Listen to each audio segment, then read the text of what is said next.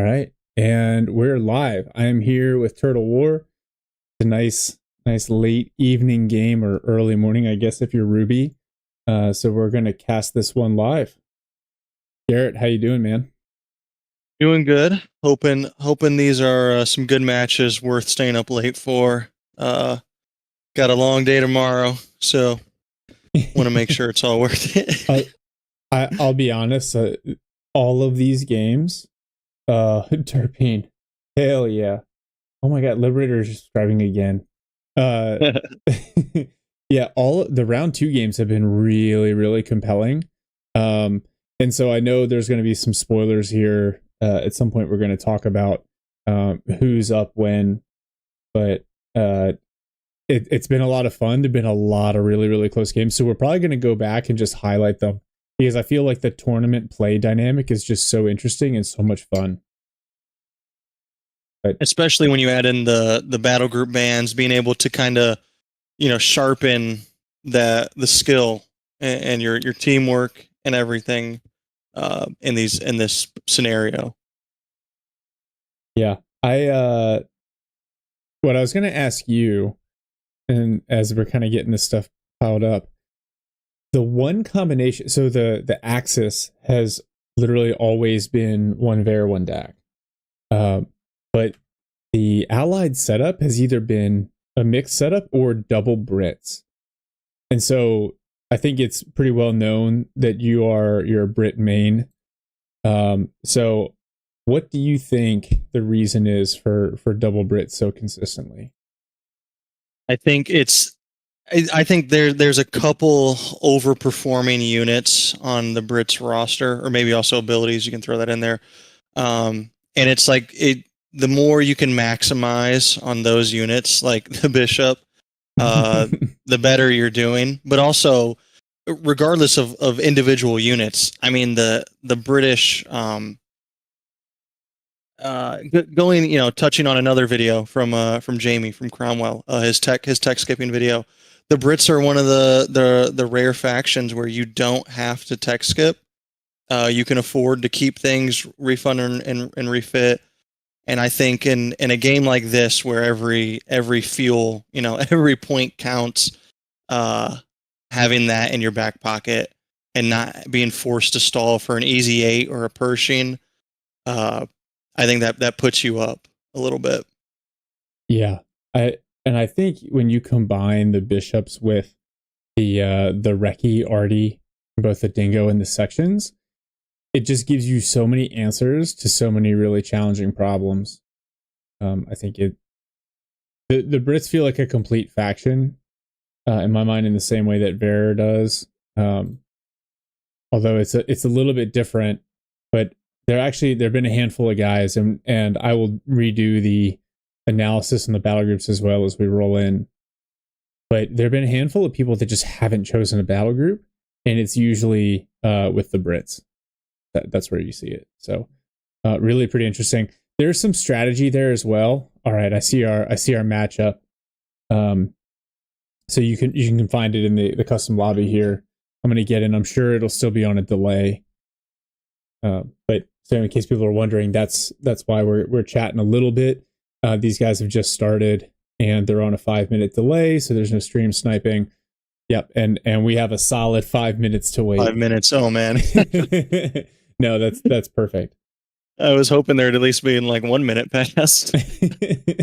No, we're right in on the ground floor. Okay, so previewing this match here a little bit. I was like keep my voice down and then realize I'm alone in the house, so I can be nice and loud.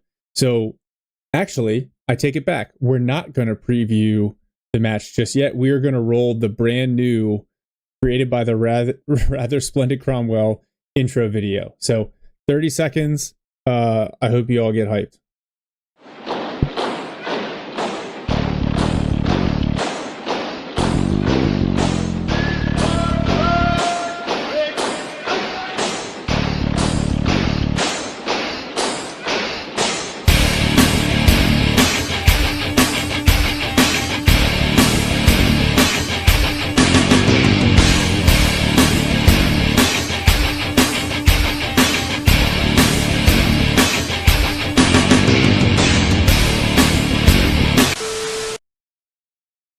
God, he did such an awesome job with that video. I kept dropping demands on him.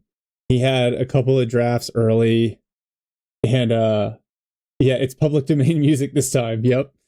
So okay, so I have a story behind that. Essentially, I picked the song that I wanted. You all saw the video; it was epic. But then in the week between when I sent the song to Jamie and when he actually put the video together, they changed it. You could no longer purchase the rights to it. And so it caused all kinds of issues with the video. So we went back. Obviously, that's the Command and Conquer Red Alert soundtrack there. And Jamie recut an entire video together for us. So pretty awesome. Big shout out to Jamie, the rather splendid Cromwell, and his outstanding video editor, Bernard, for his good work there. So, all right, getting into this match here. We've got Team Southwest. That's Ender and Pax Ajax. Ender's playing Brits. Pax is playing Americans. And then on the Axis side, we have Ruby playing Dak and Hulk Smash playing Wehrmacht. Looking at the battle group bands here, let me pull these up real quick. We have Team Southwest banned. They banned first, correct? Yeah, they've banned the Terror Group. Then Allies Enjoyers banned Italian Combined Arms. Team Southwest then banned USF Armored. And Allies Enjoyers banned the Aussie Battle Group. Yeah. Aussies, well, first off, Terror has been banned in every match except one so far. That one was Black Phoenix and I can't remember their name. Blue Skid Row and Nico. Abuse or lose. Aptly named team, right? And so we saw just how bad the MG42 strategy can be with Terror if you let it get there in game 3. So that, yeah, 6 MG42s from Blue Skid Row in that game. Australians banned quite a bit. I think, you're kind of damned if you do, damned if you don't. I see people choose a lot between banning Australians, banning Canadians. Both are extremely strong at the moment. On this map, I don't know. What do you think about if you had to choose Australians or Canadians to run on this map on Eindhoven? Do you have a preference? I'd choose Australians, and I really like the battle group. In general, I love the Aussie battle group. I love the 2-pounder. Love the Aussie light infantry. Love the over repair. I feel like that whole right side is just phenomenal, and especially because it's all like if you get it all immediately, you can get the Aussies and the 2-pounder very early. Mm-hmm. And you can deliberately choose to play that side, right? So it's fixed positions. Allies are always going to be on team 1 in blue. So Ender looks like he's not going to play the castle side, but could have if he wanted to. But yeah, I agree. Aussies in cover in all those fortifications, just absolutely nasty. Yeah, and then the armored battle group from the USF, it's a relatively common ban. It's interesting because I feel like that's when people are worried about the Easy 8, but they're almost not sure what to do with that second ban. All right, we're ticking down to 0, so I'm going to pause it at the 2-second mark, Garrett. All right, perfect. Once it loads in. In theory, we're loading now, but here we go. All right, I'm paused at 2. Cool. I'm just getting the overlay set up and switching over the overlay here. Okay. All right, this is it. Thanks for joining us, everyone. Garrett, we're going to unpause in 3, 2, 1. Unpause. Now I'm at 4, 5, 6. Okay. We have down here in teal Pax Ajax playing Americans, and they did not ban the Advanced Infantry Battle Group, and he immediately locks in with that one. Ender in blue here playing the Brits. No selection just yet. He's building a section command post, but he doesn't have Aussie, so that's kind of what you have to do. Hulk Smash in purple playing Wehrmacht, going double Pioneer Infantry Company opening into Grenadiers, and Ruby here in red playing Dak. going double Panzer Pioneer into Panzer Grenadiers. So, Liberator's reminding you that using the TAC map will add a delay to the replay and can mess up the sync. That's something that I did not know that. Oh my god. Yeah, that's something that we learned slowly over time. Mainly with Tony, when he would co-cast, he'd be like, "How do I end up behind you?" It's because he uses the TAC map quite a bit. I noticed that. I've always been thinking about that. How whenever we would cast with Tony, somehow he'd get behind. That's so funny. That's how it is. I never knew that. It's just a little bit of a hiccup, but it throws everything behind. The other thing I've noticed when looking at replays, if you speed up and then slow back down to 1x speed, it's actually slightly slower. So the best way to do a cast with multiple people is either to get them all in the same observer lobby or to just never touch the speed. Okay, that's good to know. Yeah. So this is interesting. Both allied players leaning on light vehicles early. We see a Jeep, despite the advanced infantry pick, and a Dingo. And you see the allies content to grab their fuel and try to play here through the center. So really only these scouts holding it down. No choices yet from 3 of the players. And yeah, this is something that we've seen a lot, especially in this round of the tournament. People trying to maintain, a little bit of decision-making space for themselves. I like the Jeep pick. I know it's not common, but I am a big fan of the 4x4. It is a really solid unit. Obviously, it's better with armored in the instant vet 1, but you have some additional options. Ooh, cheeky mine going down here from Pax. Just maybe he can catch out this 250. In his build, he went engineer early into a couple of rifles. I wonder that the vet 1 being able to drop mortars and machine guns gives you some additional optionality. One, you don't have to build a weapon support center, and then you can also get mortars out for the reduced manpower costs, exchange munitions for it. This is not a particularly high munitions map though, so that might not be the best pick.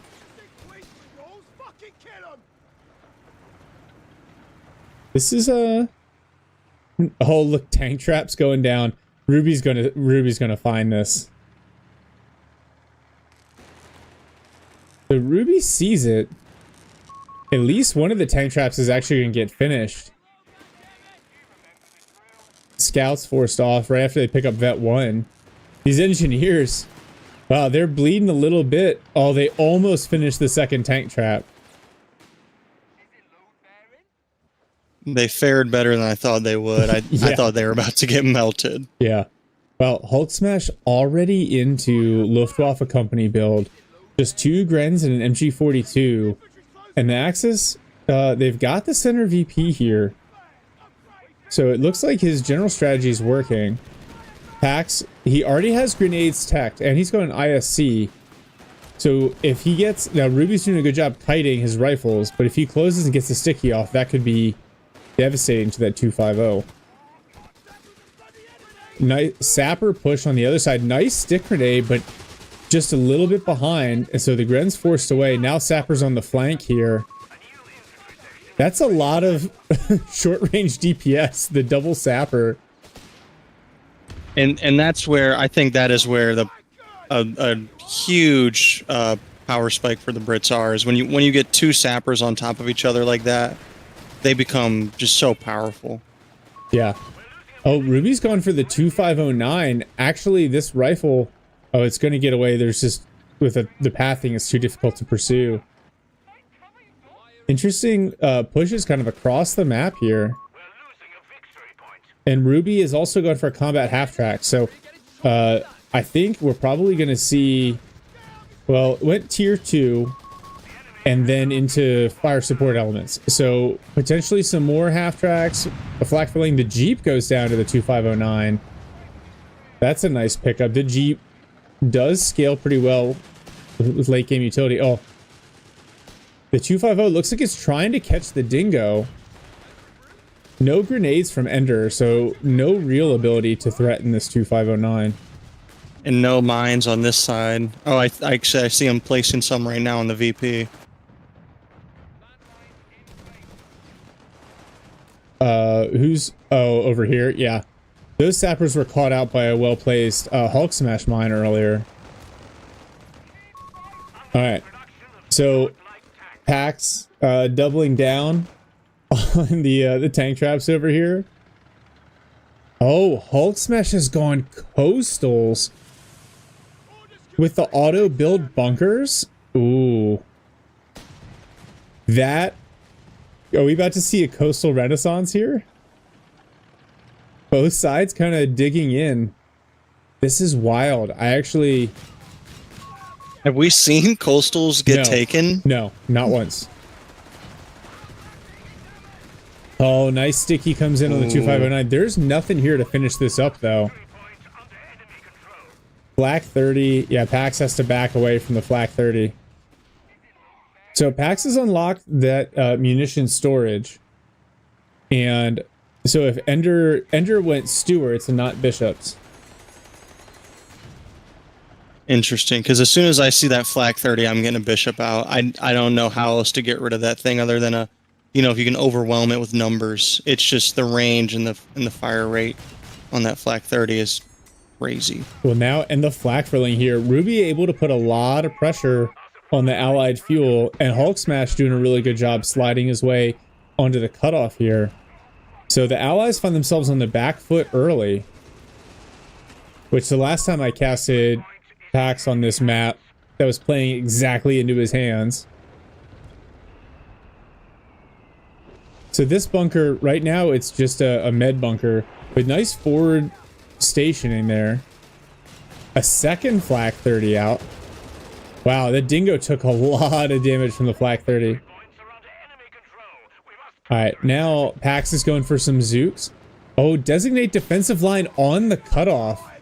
Oh, man. I know this ability has been nerfed substantially, but oh, this poor Dingo. Caught out by Flak 30, and the Flak filling 2509 gets the kill. Pax is going for improved rockets. But I think he's got to basically adjust his infantry play towards the flank to make sure you can hold on to the fuel. This designate defensive line here on the cutoff, that's going to be nasty. Especially if Hulk Smash starts throwing down additional bunkers. The self-building bunkers are really, really, really mean. Yeah, well, very frustrating to play against. Oh, this Stewart, yeah, this could be in trouble. It eats a Faust, Flak 30 doing some damage. Another bunker place down. Wow, the Zook's actually a really nice counter to the bunkers. Bunker immediately cleared. Stewart able to back away. Oh, now we see... Oh, nice sticky. The 2509 gets destroyed. GB39 on the Panzer Pioneers doing some work. So the rifles bleed a little bit and back off. So no advanced logistics yet for Pax. But look at this defensive line that Hulk Smash is setting up here. This is going to be a tough nut to crack, especially if Ender doesn't go for the Bishops. Meanwhile, Ruby's just accumulating DAC armory upgrades. And that is potentially be really, really challenging as well. And now Ruby laying some really aggressive mines. This is not looking good for the allies here. They're kind of shoved back. I'm actually surprised they still have control over their own fuel. It's looking a little rough, but the VP difference isn't that large yet, and they're doing a great job of sending a couple units on the far side to just keep capping, decapping. I think if they can just, it's this cutoff, they need to find some kind of coordinated effort to get that back. Yeah, it looks like the scouts trying to hang out in the smoke and decap to disable the defensive line. Oh, now the Martyr in the back with the main gun sighted, so that is going to negate the Stewart.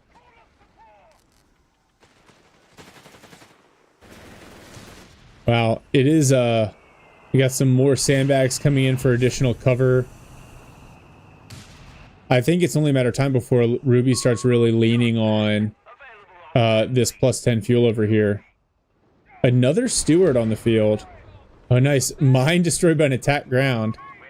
Now, the Stewart with kind of the tank commander upgrade can be really nice when you've got a bunch of infantry around. Oh man.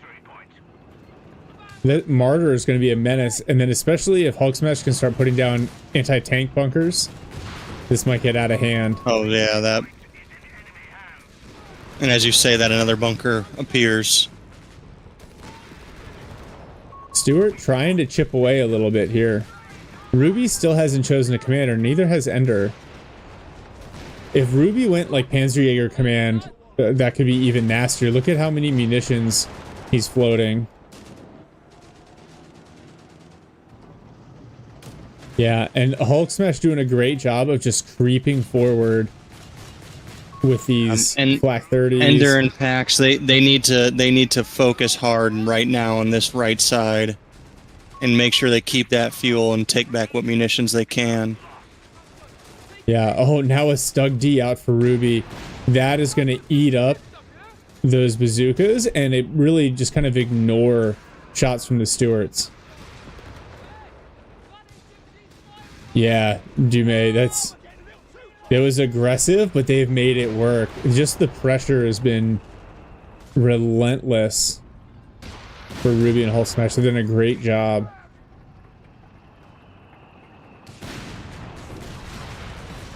Stug D eating some damage from these improved rockets.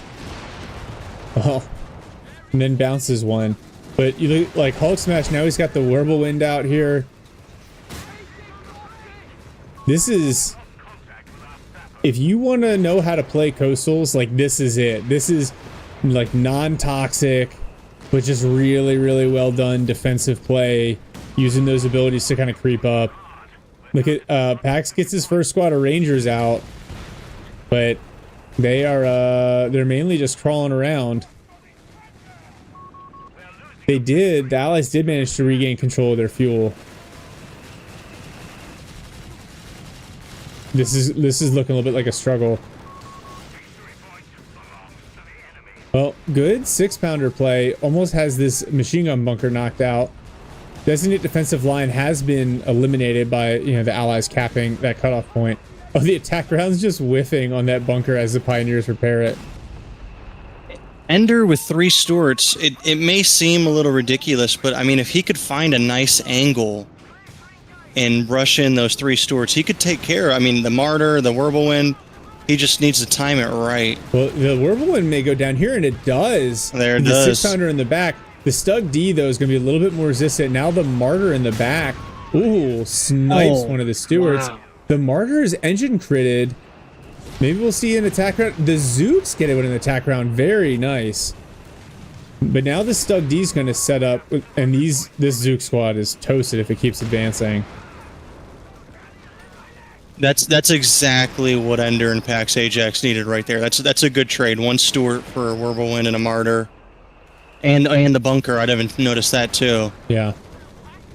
The problem is just going to be, like, Ruby is decked out in upgrades and starting to build up some pretty serious artillery support. The Recce tractor is going to make this really painful. The Stug D, the Mortar half-track, and then if they maintain this fuel control. And now look, Hulk Smash putting down bunkers to cover his other flanks. The cutoff being harassed again. Now Ender going for bishops, but it's pretty late at this point, to be honest.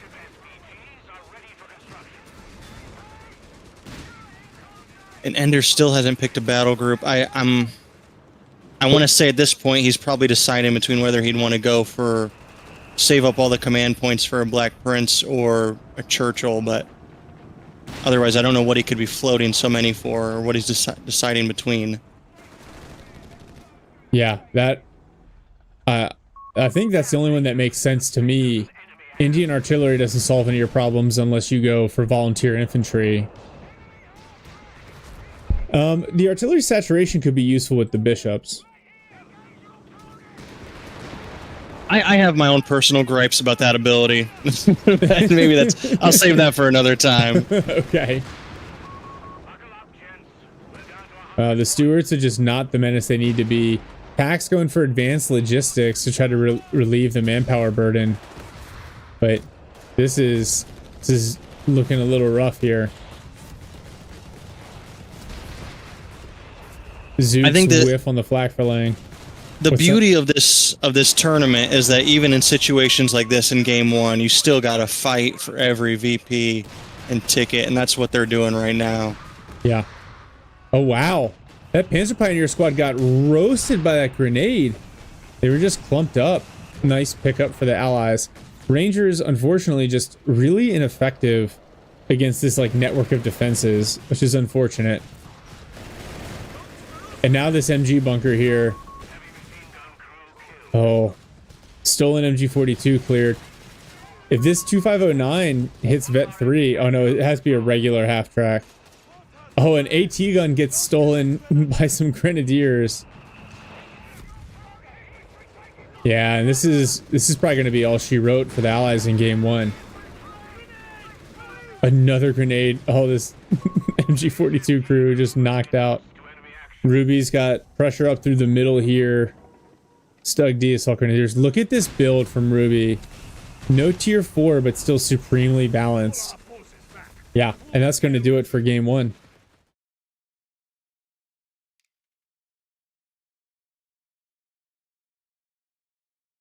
Oh, all right. Wow. So,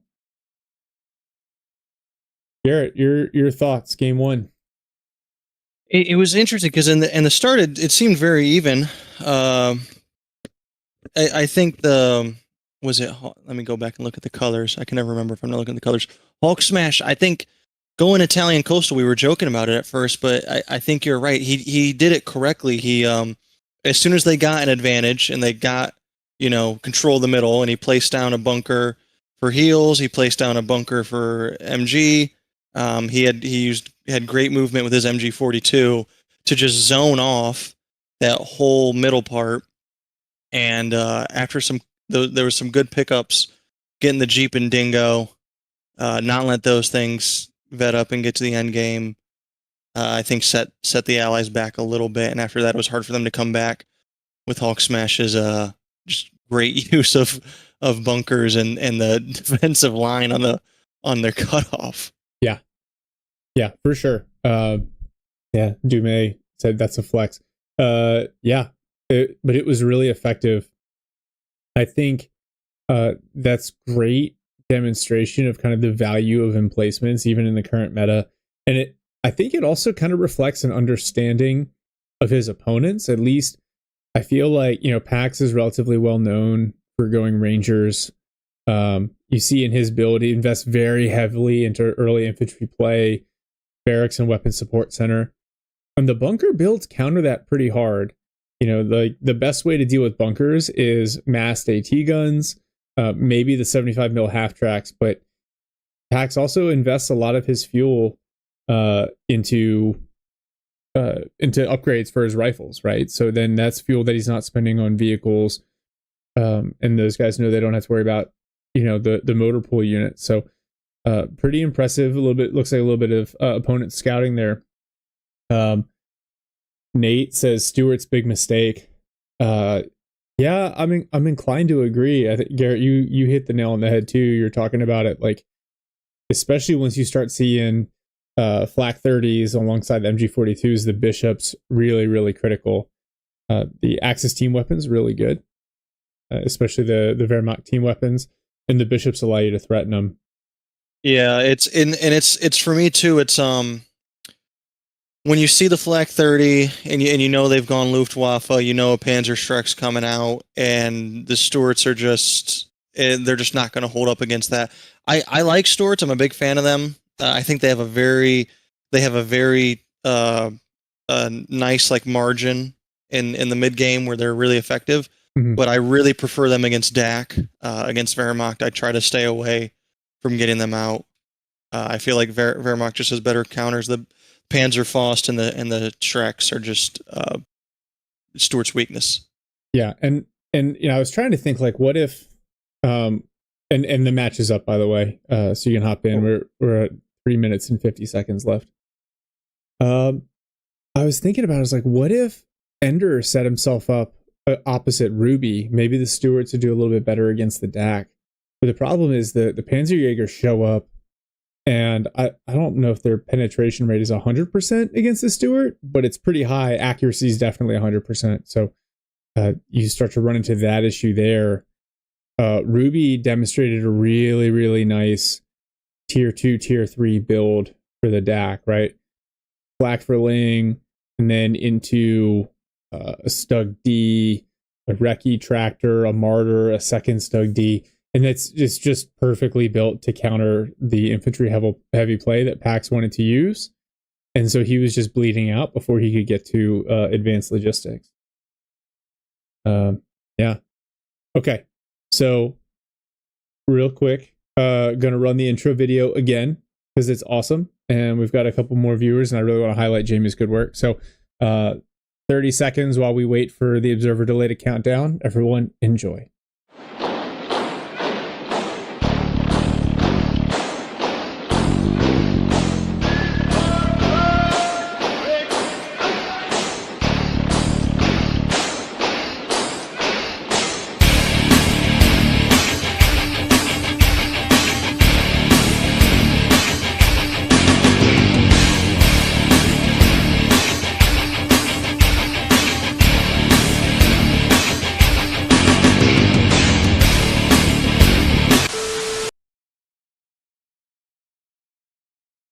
All right. Okay, Garrett. So you're Pax and Ender, right? And you just lost the first game, and the VP total was obscene. I think it was like 490 or something crazy like that. So what are you thinking rolling into game 2, knowing that you've either, to get the advantage in game 3, you've got to basically be flawless? 453. It's so I mean, yeah, obviously you're gonna be feeling a little beat up after that first match, but you still got time. It's not over, and you can force a game 3 here if you're on your A game. And they kind of let me go back and see, what have they banned again? I'm terrible at remembering this stuff. Aussies, Armored, Italian Combined Arms, and Terror. Okay. So I'm trying to think of what a good build would be, where you're not copying what you just saw, but you're putting something together that can fight against what you just tried. Because I'm assuming, Hawk Smash and Ruby will probably try something similar to what Pax, Ajax, and Ender did, save for maybe the Jeeps. I don't know if we'll see a Jeep again now. Yeah, but you really got to control. You got to control the map just like Hawk Smash did. And I know it's easy to say, but you got to take it slow, and you can't get ahead of yourself trying to end the game early. Yeah. Yeah, I think the biggest mistake they could make would be to say we need to win this and we need to have more than 453 VPs. Like, I think you worry about forcing game 3 first. Because and just say, like, hey, our goal here is just to win no matter what. All right, the delay is off. So I'm at 2 seconds here. I'm at 3. I was a little late. Okay. I can work with that. All right, I'm at 3 of all players. Okay.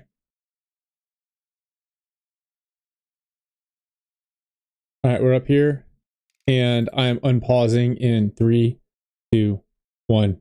Unpause. I'm at 5, 6, 7. All right, so mixed teams again. We've got Hulk Smash here in teal playing USF, going for the Weapon Support Center start. Ruby in blue playing Brits, going Section Command Post. Just one Sapper and one Vickers on the way. Opposite them, purple, we have Ender. He's playing the same side of the map. Notably, Ruby and Hulk Smash swap sides.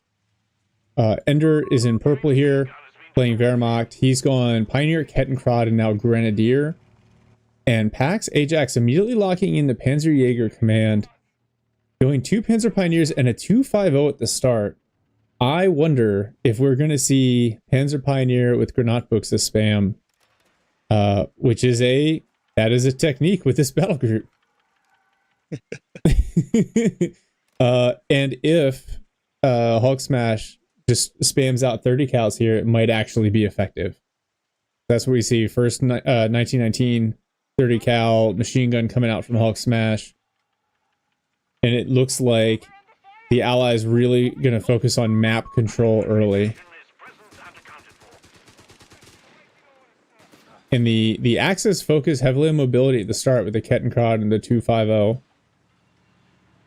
No real change to capping order on this map. And we'll be able to tell relatively early how much Pax and Ender are prioritizing VPs. The Kettenkrad obviously gives them some flexibility. But they're not necessarily diving the VPs early. They're playing very positionally, so I don't think any concerns about them going full send trying to win the VP fight up front.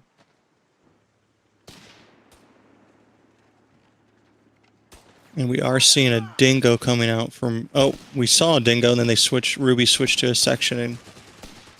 Yeah, Ruby never actually chose a battle group last game, correct?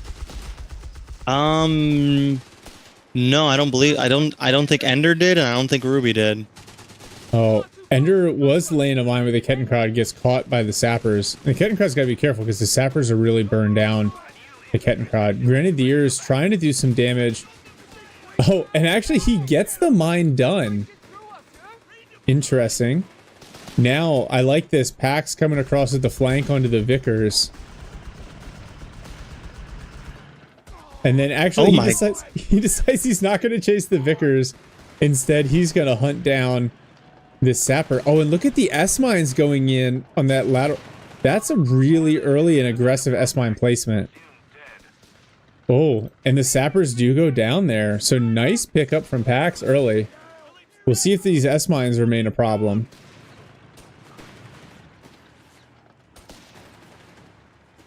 Looks like that surprised me when I looked over and I saw a giant grid of mines going down. Oh, Ruby pops boys AT rifles on one of her sections. Or Ruby, I think Ruby's actually a dude, my bad. On one of the sections. And that forces away the 250. Yeah, those S-mines are nasty, and even though it costs 45 munitions to start to put them down, you actually get reimbursed when the mines aren't finished. So Pax can start to spam them all over the map, especially if they get decent munitions control here. And it looks like the Axis have stabilized a little bit. They're gonna... Well, now the center's being contested, but at the very least, they doubled up and managed that initial push by the Allies. Ruby back at base, resetting. They don't see heals up just yet. Oh, now here comes a minesweeper. The sappers have found the S-mines. And so that may be the last time we see S-mines on this map. Yeah, both allied players now have minesweepers out. That may discourage Pax from laying more S-mines. It was a... I think it was a great placement right there on that funnel. Yeah. But yeah, these high level players, they're not gonna go very long without minesweepers.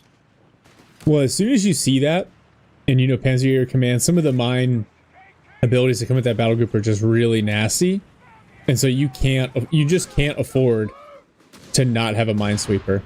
Wow, the grenade from the Grenadiers does nothing to the section. Although they're starting to bleed now to rifle fire. Vickers in the back tries to support, but the Grens actually burn down that infantry section.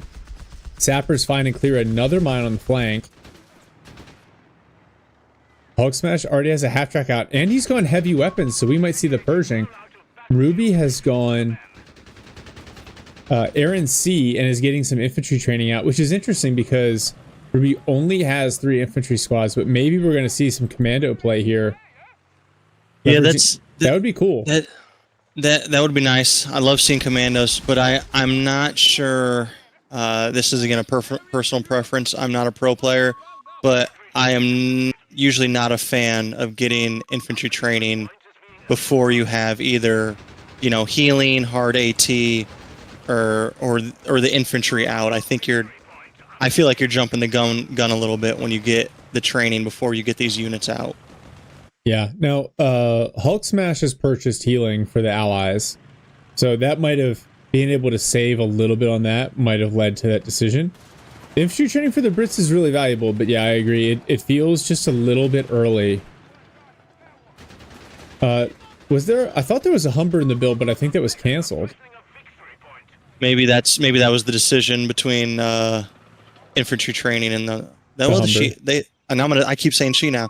Ruby has enough to get a Humber out if they want to, but I wonder what they could be if they're waiting for enough manpower to call in a commando section.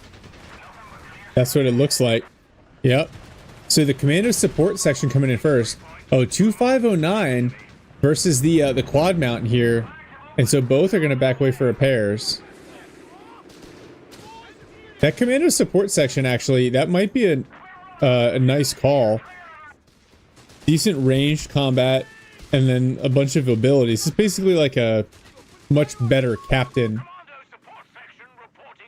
What the captain used to be pre-nerf. Yeah. Yeah, these youngins don't know about the 4-man captain. Oh, man. Well, yeah, the commando support section doing some work, and now Hulk Smash has unlocked the exchangeable parts. So these half tracks, a second one hits the field, immediately gets a 75 mil conversion. Pax, he's got his 2509, he's got a flak filling, he's got a spare 250 with assault grids in it. Looks like he's going to go for the big flank here, while the allies are kind of bottled up in the middle.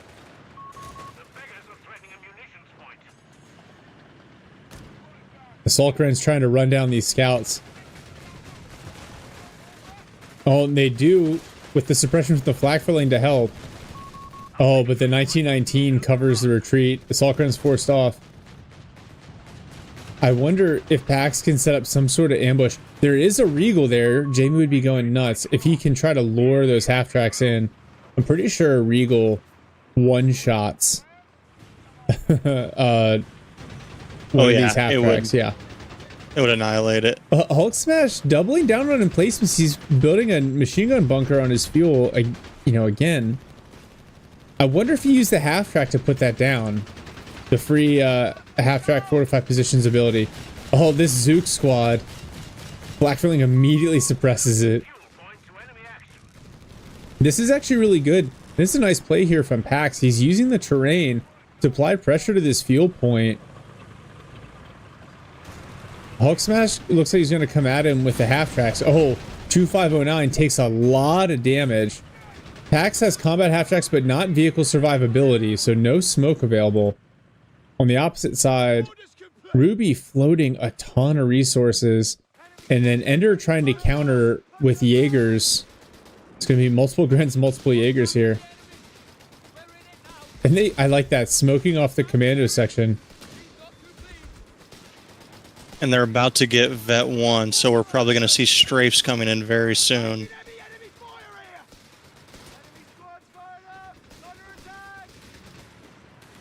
Well, now you see Hulk Smash coming across, third half track out. Black filling does a little bit of damage. Oh, nice strafing run. Yeah, the flak filling has got to back off. There's just too much like light vehicle firepower here. And now Pax did. Go ahead. Sorry. No, go ahead. I was just say Pax did go for the tank busters, but he hasn't got out a Panzerjäger squad yet. Yeah. Oh, this is interesting. So now a commando section dropped in to harass this fuel.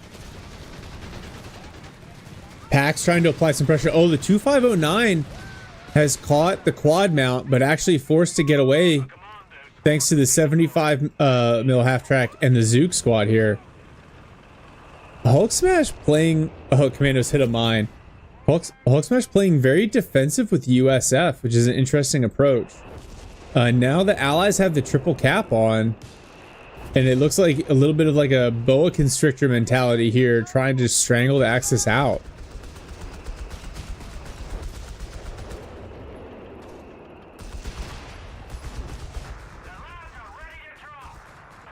I don't think the flak filling will really be able to completely prevent those commandos from capping. Yeah, so commando's gonna get a full capture of the Axis fuel. And then all the suppression between the Vickers. Oh man. Assault gun grenades come in, but nicely dodged by Ruby for the most part. One model goes down. Now here's the big half-track push from Hulk Smash, trying to take up position in the center. This is this is really good play kind of across the board from the Allies here. Look at all this pressure, the combined arms. You see the different mix of half-tracks here. Oh, Vickers picked up though by Ender. But now these half-tracks, they're on the retreat path. This flak filling could get caught out. Oh no. Mortar half-track found, but one of the shots whiffs. And so it looks like the mortar half-tracks can get away. The 75mm half-tracks back off before they can get Fausted by the Grens. Oh, this Jaeger squad with the Shreks. One Gren squad goes down. A Jaeger squad goes down. Fortunately, they don't drop the Shrek. Grens run up to throw a grenade at the machine gun. And they are going to take a lot of damage for their trouble. But fortunately for Pax, the flak filling's still alive. Oh, another strafing run from the commando support section. I love the sound of that. Like the thud as it hits the dirt. They did a great job with the sound. Yeah, the sound rework's been great. Oh, double barrage. Oh, the Vickers, stolen Vickers team decrewed.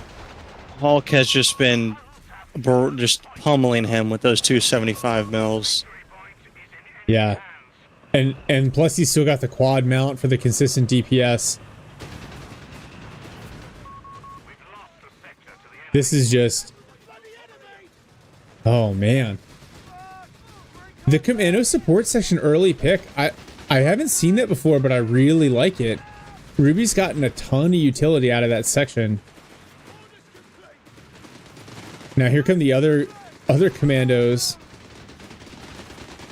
Yeah, they do a lot of damage up close. Look at 6 smoke grenades get dropped.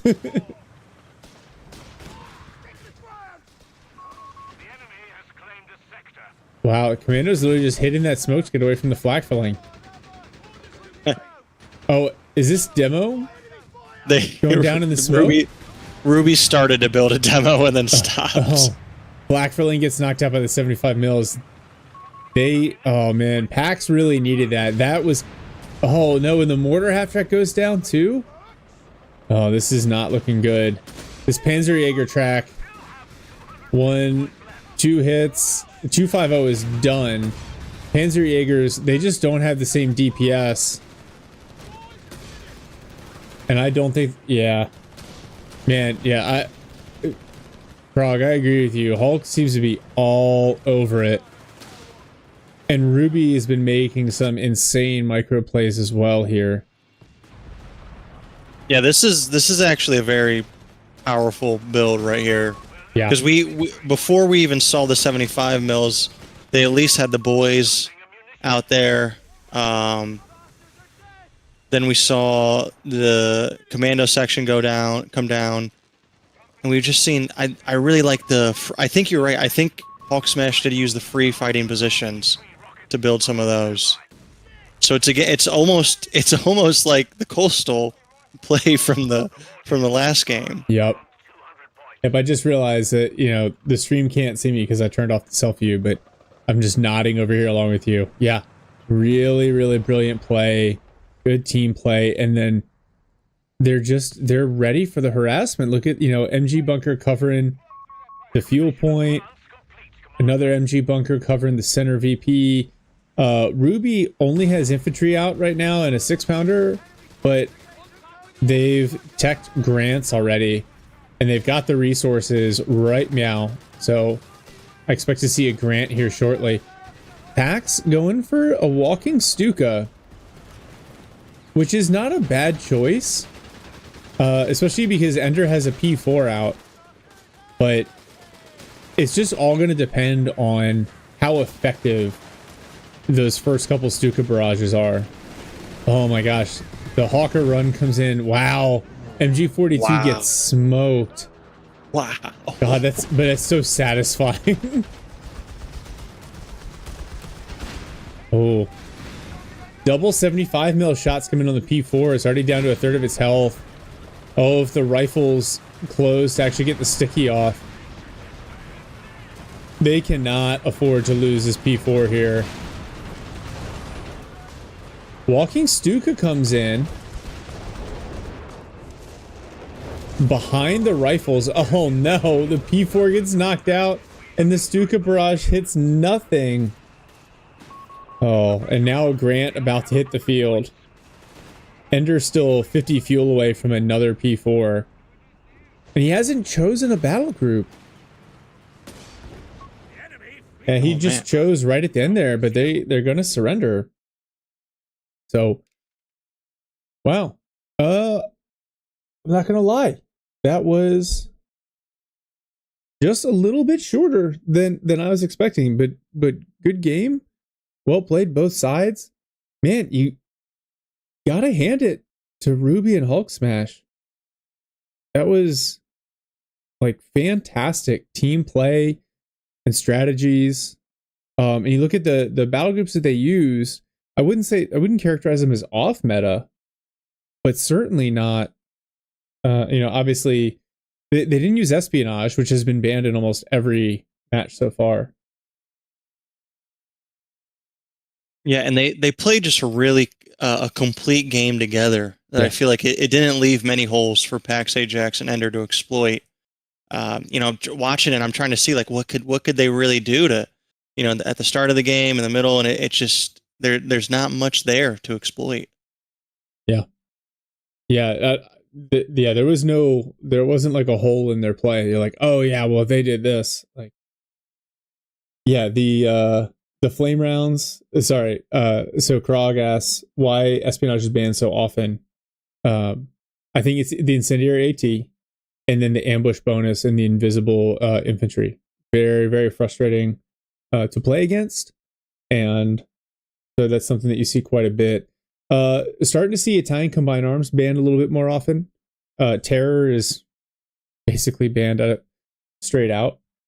And then I think you also saw a little bit of mechanized, a little bit of breakthrough on the Axis side, but by and large, espionage, terror are the two biggest ones. And so we'll get through round 2. I'll have stats up before we get into the final phase here on Saturday. That's just, man, I'm sorry, I'm going back to that game. That's a tough strategy to deal with. And maybe it's a little bit the map. I feel like Eindhoven is a little bit more narrow than some of the other 2v2 maps. And you can tell, like, with the build, Pax really wanted to be mobile, right? The flak filling, multiple half tracks. And he just couldn't play into it with the way that Hulk was set up.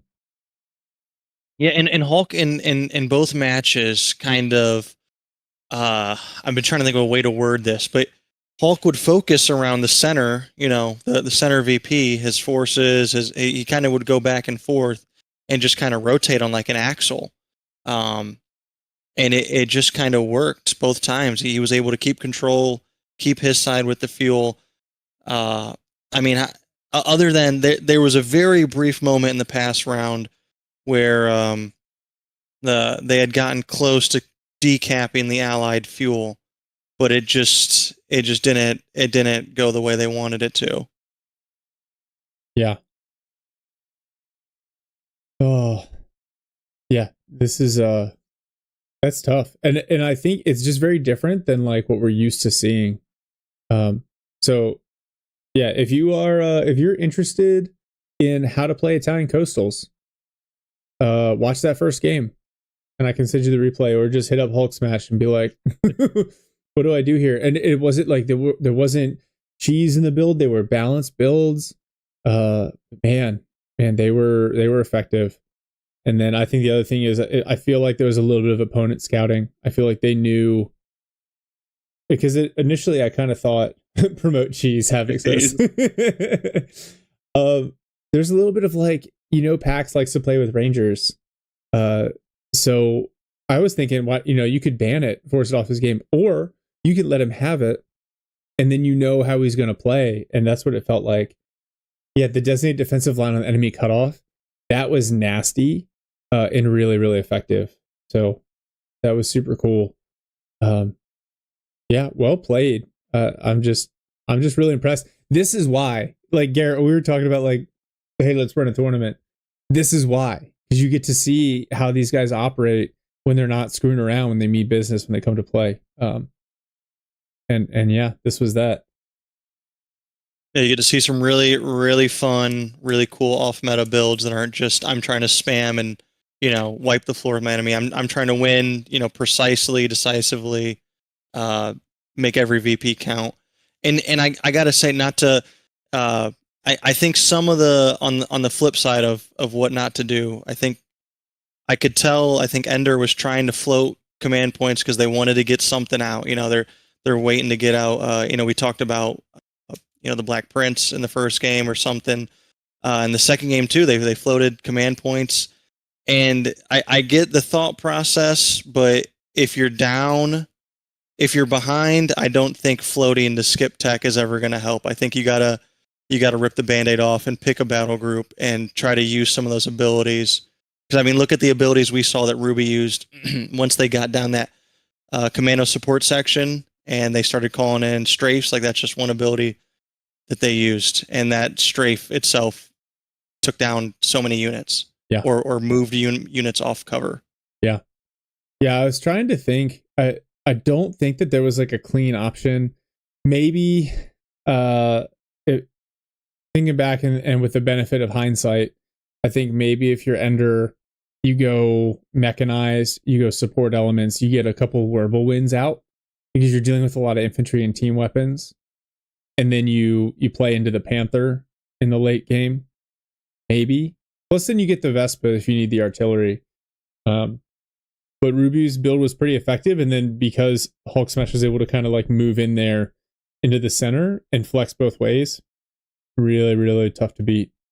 It's really hard to beat when your opponent is Hulk Smash. Yeah, the only way for those of you who are like military strategy geeks, right? So when you have that central position, you have interior lines. Which allows you to like hold position, reinforce rapidly, shift critical capabilities from one side to the other to account for the enemy's plan. The only way to defeat interior lines is with overwhelming indirect fire. And so you saw Pax was headed that direction, but they just got there too late. They'd already lost too many VPs. So he saw the problem, diagnosed the solution, just couldn't pull it off in time. The Co3 tick rate is far less forgiving than it is in Co2. But yeah, I think that's all I got. Garrett, you got anything else, man? Nope, that's all I got. Those are two good matches. Yeah, no, this is really, really well played by both teams. Super fun to watch. Lots of off meta stuff, and I appreciate that. This is why we did this. Why we're streaming it. So all right, that is going to do it for us tonight. Tomorrow, depending on timeline. We might be able to get something out in the afternoon. Unlikely. There are a couple more matches that got to wrap up. Everything goes fully live starting at 8 Eastern, 12 UTC on Saturday. You'll have basically it's three rounds, quarterfinals, semifinals, and finals played out in series for you. So we'll be here all day. Me, Turtle, the rather splendid Cromwell, maybe a few other guests as well. So everyone, thanks for joining us. That's going to do it for us here, and we'll see y'all on Saturday.